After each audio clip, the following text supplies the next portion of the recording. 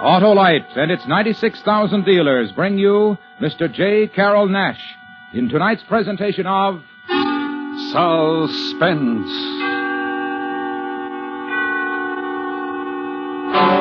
Tonight, Autolite presents a story about buried treasure, a real buried treasure, and a curse, a tale we call The Treasure Chest of Don Jose, starring Mr. J. Carroll Nash.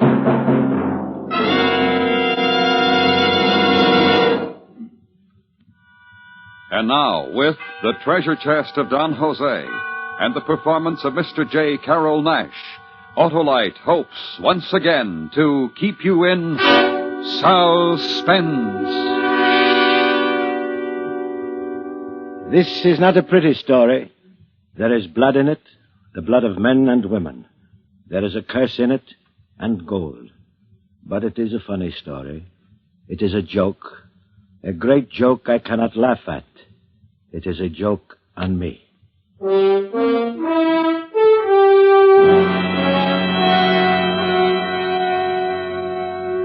In matters of this sort, secrecy is of the most importance.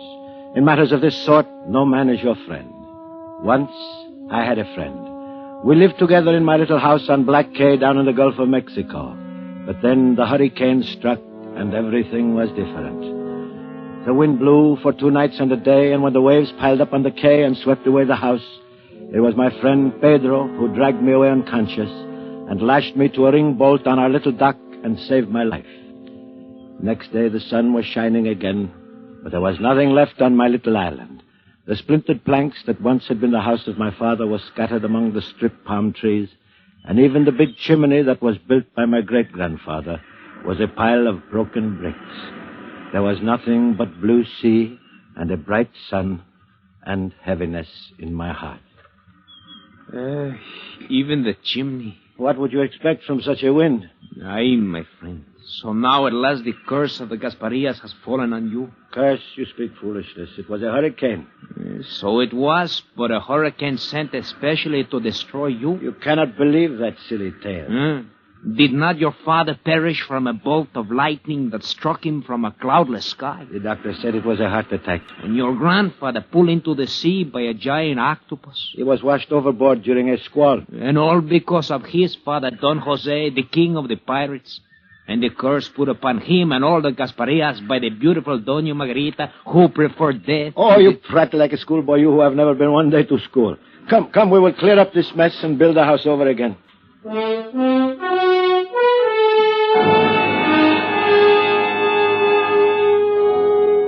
You should know that I endured a certain local notoriety since I bore the same name and was the great-great-grandson of Don Jose Gasparia, one of the last and one of the fiercest of the pirates of the Spanish Main. This was much less interest and concern to me than it was to my friends and acquaintances among the Florida Keys. Neither my father nor his father before him had ever profited by a single doubloon from the legendary treasure of our pirate forebear. As to the curse pronounced on Don Jose by the proud and virtuous Doña Margarita, I gave it as little credence as I did the recurrent tales of Gasparia's buried treasure. But that was before Pedro and I set about clearing up the hurricane's mess. We were stacking brick from the demolished chimney when Pedro made a discovery. Jose, look at this. What is it? Seems to be a box, a little iron box, the size and shape of a brick. Well, let me see it. There was a lock there, but it's rusted away. Hand me that pinch bar.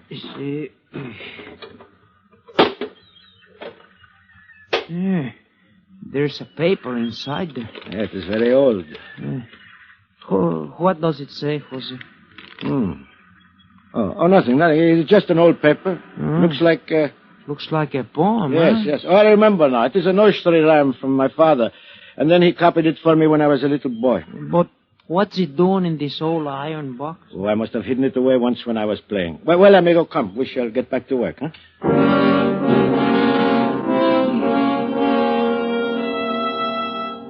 It was a lucky thing Pedro could not read.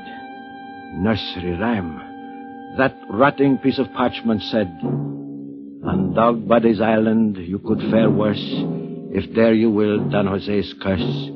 For there, 33 yards south-southeast of the Rocky Guards, you'll find a pleasantly fulsome measure of Gasparia's earthly treasure. There could be no question about it. Here was at last a tangible clue to the hidden goal of my ancestor. It was mine if I could find it. And why should I share it with anyone, even Pedro? I was the rightful heir, and I would claim it all. So that night I took our only boat and rowed to the mainland. I spent 2 days in the public library in Key West searching the old charts before I found Dog Body Island. It was a tiny sand spit near the tip of Cape Cod. I withdrew all of my money from the bank, bought a suit of city clothes and an airplane ticket north, and the next day I was standing on a cold, windy Massachusetts beach talking to a suspicious real estate agent. No, sir, I ain't heard this called Dog Body Island since I was knee-high to a grasshopper. Where'd you hear it called Dog Body Island? Well, I really don't know. Some friend of mine down south, maybe. Well, it's called Sprague Spit now, ever since old Captain Sprague bought her up. Of course, she always was connected with the mainland at low tide. You can see the sandbar over yonder. Yes, I see her. Now, about the house. Well, there she is, just above that point of rocks. Just a summer cottage. Too dang uncomfortable this time of the year. Well, it looks all right to me. I can find you something a heap sight better in town. Got a nice little house just back of a gas station. Well, I'm looking for solitude. Yeah, you'll find plenty of that out here. Ain't a neighbor more than a mile and a half. That point of rocks, is that the only one on the island? Yeah. Pirates Point, folks call it hereabouts. Fella says the buccaneers used to put in here for water in the old days. Me, I don't put much stock in them stories myself. You sure you want to rent this place? It is just what I am looking for. I wish you wouldn't. It said there's a curse on it. I wish you wouldn't.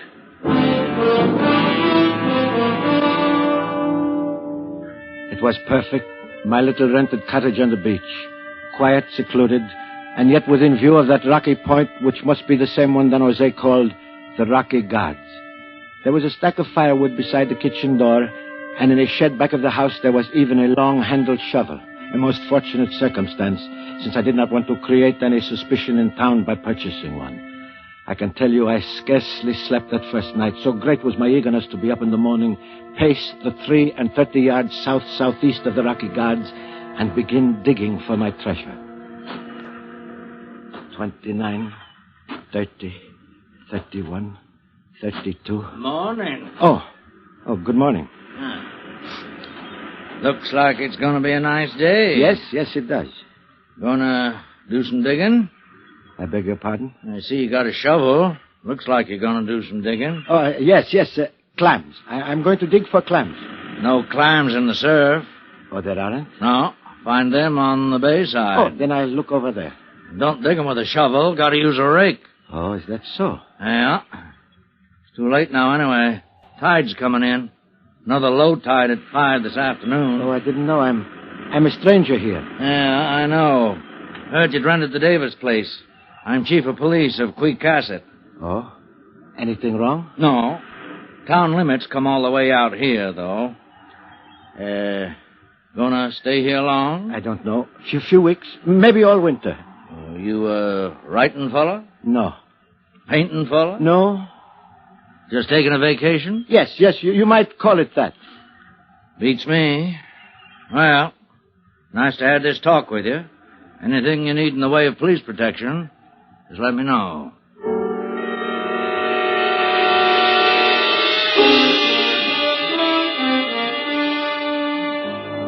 He couldn't know.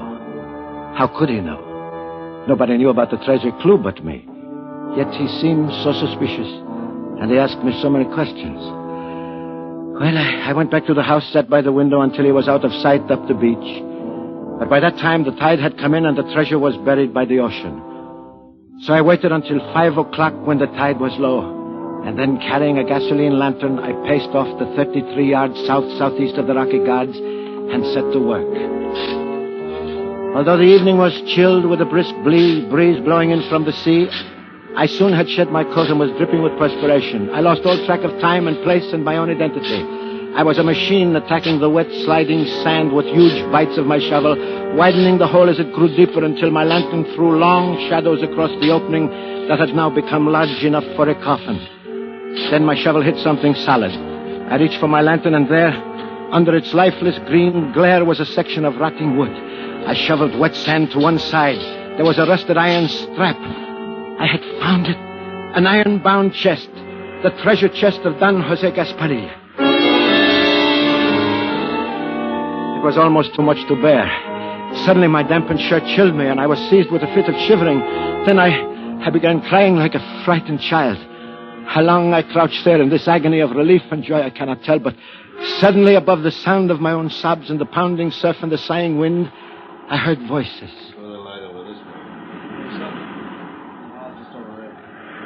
Terror seized me.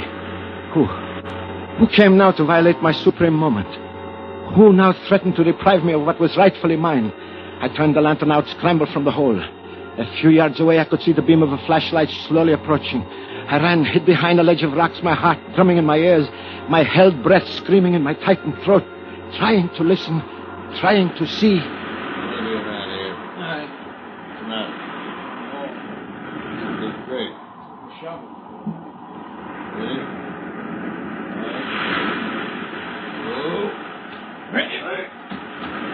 What were they doing? Did they know? At last it was quiet. I watched their light as they made their way across the island toward the bay. And then after a long time, I heard the cough of a motorboat. Still I waited until the sound of the receding motor was lost in the sighing wind and the hiss of the nearby surf. Then I lit my lantern and went back to my diggings. The hole, it was half filled, and suddenly my terror turned to rage. What had they done? I began digging savagely. But almost at once my shovel hit something that was softer than the chest and yielded to the pressure. I seized my lantern, crouched over for a closer examination, and found myself looking into the still open and vacantly staring eyes of a corpse.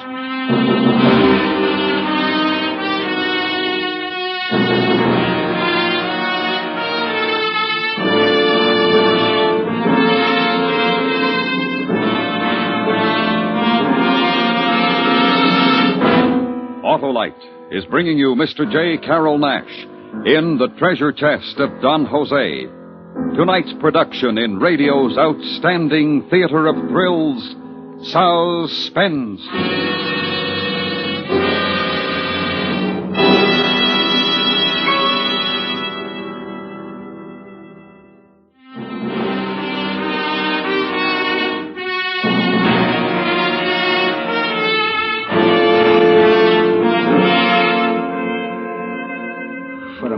As I stared into the open eyes of the corpse, I had a strange feeling that he was one of Don Jose Gasparillo's men buried with the treasure chest to guard it through eternity. But this was ridiculous. The man was only recently dead, no 100-year-old skeleton. And he was young and well-dressed, yet he stood between me and my treasure. Was this then the curse laid upon Don Jose, come to rest at my feet? With the greatest effort, I covered the grisly guardian of my fortune. By then it must have been close to midnight. The tide was coming in. I dragged myself back to the house, tormented by 1,000 anxieties.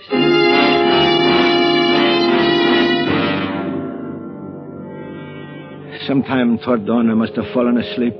For the next thing I knew, it was past noon, and someone was pounding on my door. Hey! Anybody home? Just a minute. I'm coming. Oh, it's you, Chief. Good morning. Afternoon now. What? Oh, I'm sorry. I was sleeping. Thought you was dead. Dead? Yeah. Took long enough to waken you. Excuse me. I had insomnia most of the night. Insomnia, huh? Mean you was awake? Yes. Most of the night, you say? Why, yes. Hear anything peculiar out here? No. What do you mean? Prowlers or such? Why should anyone be prowling out here? Didn't say there was. Asked if you heard anyone. No, I didn't. Gotta check. This being in the town limit. Why? Is anything the matter? Yeah. Kidnapping. Murder, maybe. Murder? Yeah. Ain't you heard it on the radio? I haven't got a radio. Sure. Great consolation for a man living alone. Well, what happened? Tell me. Young Harvard fella, sinful rich. His father paid the ransom, $20,000. But the kidnappers didn't deliver the boy. Got a 3-state alarm out for him. Think they're on the Cape somewheres. We're just checking. What makes you think they'd come out here? Oh, don't know. Hunch partly. Partly because somebody borrowed one of Jen Chantry's boats last night. Found a blood stain in the cockpit this morning. Didn't see him, huh? No, I told you I didn't. Yeah, so you did. Well, we'll catch 'em, of course, if they're on the Cape. Sooner or later, we'll catch 'em. Ransom money's in small bills, all marked. They'll get hungry sooner or later and spend some. Besides, we've got a pretty good description of 'em. Let me know if you see or hear anything. Yes, of course. I'll be glad to. Yeah, just checking.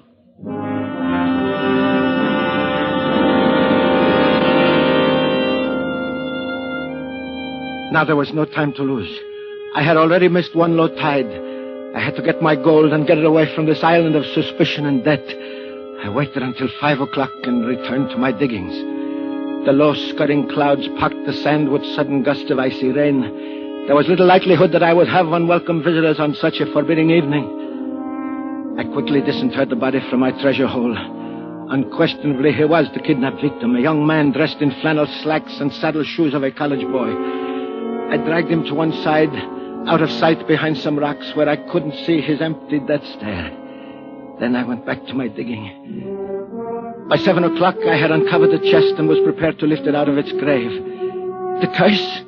No curse, for here was the treasure, and it was mine. I better give you a hand with that. What? He wants to know, do you need a hand with that? Who are you? What are you doing here? How did you get here? Low tide. We'll walk. Get out of the hole, Pop. Answer me. Help Pop out of the hole. Yeah. Come on, Pop. All right, where is it? What? It's gone. He got rid of it. Get him out of there. Okay, Pop, come on. No, let me go, please. Let me go. Where is it, Pop? What'd you do with him? Do? Where's the kid? There. I put him there. Steve? Yeah. He's here. What are you trying to do, Pop? Why'd you move him? What's he trying to do? He was... Was? Was what? Look in the hole.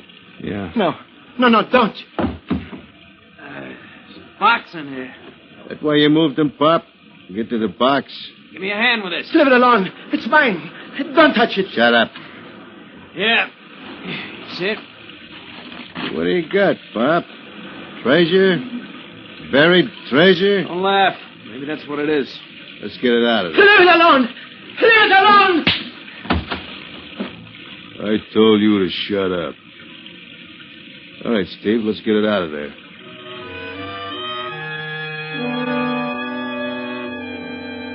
There it was, my treasure, in the sand-covered, iron-bound box. Only it wasn't mine. Not while these two hoodlums stood over me with clenched fists and poised boots.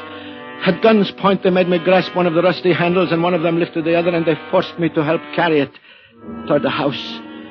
My treasure, it was mine, and nobody could take it from me now. I must find a way to rescue it. When we got inside the house, they yanked open the chest and emptied one of the canvas sacks, its contents cascading onto the table in a golden stream of doubloons. Well, what do you know? Gold. It's mine. It belongs to me. It's my inheritance. Yeah, I know, Pop. Only you're going to pay a high inheritance tax, 100%. Okay, now, Pop, I'll tell you what we're going to do. My friend and me are in a little trouble. And you're going to give us a hand, aren't you, Pop? What are you talking about? Go away. Leave me alone. That's just what we're going to do. We're leaving, and we're taking that bright, shiny stuff with us. The treasure is mine. But we're going to be fair. More than fair. We're going to give you $20,000 in nice, up-to-date American money. How do we know? Maybe that junk of yours ain't worth half that much. Your money's marked. It's ransom money. That's beside the point. This dough of yours won't work in a cigarette machine, you know. We're going to have to go to a lot of trouble to cash it. What was that? Window blew open. It's rained like the devil outside. Better get started. No, I won't let you. Let's take it easy, old man. You got no complaints. You're 20 grand ahead of the game. What the? Look at this, Jeff. Wind blew a piece of driftwood through the window. Come on, we got to get out of here. All right, let's go. Grab one under that chest. Wait a minute, you forgetting something? What? The sack full on the table. Oh, yeah. Here, Pop. Here's one for you. As a souvenir. Come on, Jeff. We gotta get this thing across the sand spit before the tide comes in. Yeah, we're all finished here. So long, Pop. No, my treasure! My treasure! And thanks, Pop. Thanks a million.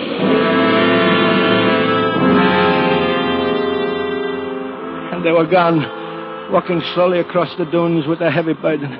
I watched them, unaware of the sheets of rain driving through the open door of the cottage, unaware that the house itself was shuddering from the impact of the storm, unaware that the wind had shifted from northeast to southeast. And suddenly I became conscious of my great danger. The tin frame cottage was creaking and shaking. It was shaking from the relentless wind, and the sound of the storms had a familiar tone, a tone I had heard once before, and then I realized the wind had shifted. I realized this was no ordinary storm.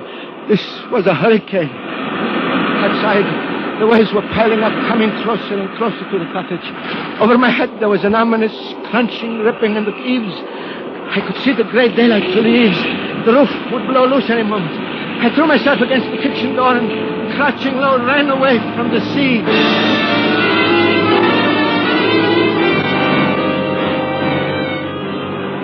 Down behind the shelter of a high dune, I stumbled against a cranberry bush and fell flat, spread-eagled on the sand. And suddenly the wind stopped, the rain stopped, and there was the calm of death. It was the center of the hurricane, the eye, the moment of respite before the final fury of the storm. And I remembered the curse and wished aloud for its fulfillment. And there was no sound but the booming of the furious surf, and then there seemed to be a distant human cry. I looked toward the rocky guards. Far in the distance, for an instant, I could see the tiny, struggling figures of my tormentors. And then a giant wave crashed down on them, and the spit disappeared in boiling, angry water. And the wet heavens descended again, hurled upon me by the tail of the hurricane.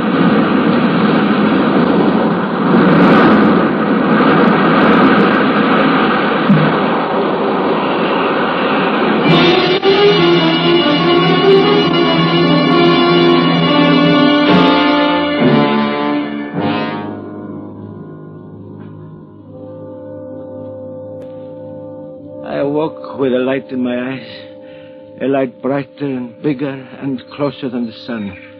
And I heard a voice. You all right, Mr. Gaspar? No, who? It's me, Tris Weatherby. Got out here as soon as I could. We was worried about you. Out here with no radio, you couldn't get the storm warnings. You come up so fast, wasn't time to get you off. Oh, thanks. That's very kind of you. Lucky you got out of the house. Why? Ain't there no more. Ocean came plumb through, carried the house right out into the bay. Made 2 islands out of Sprague's Spit. The house is gone? Not a stick of it left. 10-foot channel where it stood. Storms play funny tricks. That kidnapping I told you about. Yes. What about it? Found 3 bodies out near those rocks. The kidnappers and their victim. What do you know about that? Nothing. Nothing at all.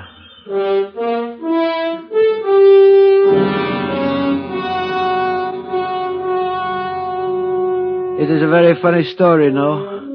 But I cannot laugh. The joke is on me. You don't believe me? But look, here is the gold doubloon. All that is left of the treasure chest of Don Jose. Yet I know this to be true. There is a treasure. I saw it, held it, and that treasure still exists. Only now there is no map.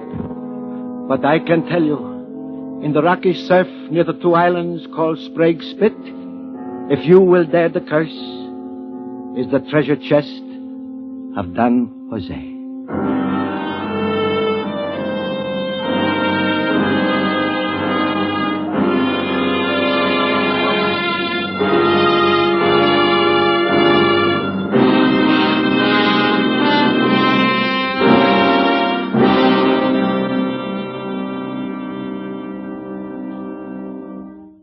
Suspense. The story of a true buried treasure, presented by Autolite. Tonight's star, Mr. J. Carroll Nash.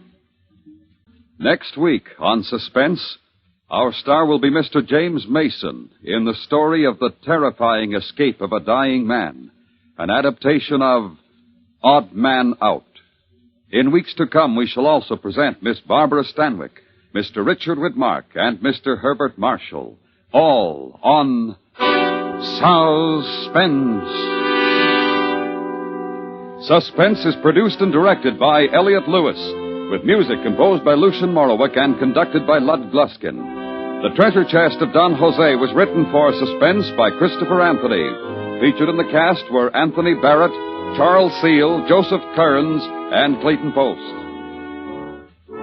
And remember, next week on Suspense, Mr. James Mason in an adaptation of Odd Man Out. This is Harlow Wilcox again to ask if you have time to send a dime. Your contribution to the March of Dimes will help a polio victim to walk again. Send your dimes or dollars to your local March of Dimes headquarters. Won't you join the March of Dimes tonight? This is the CBS Radio Network.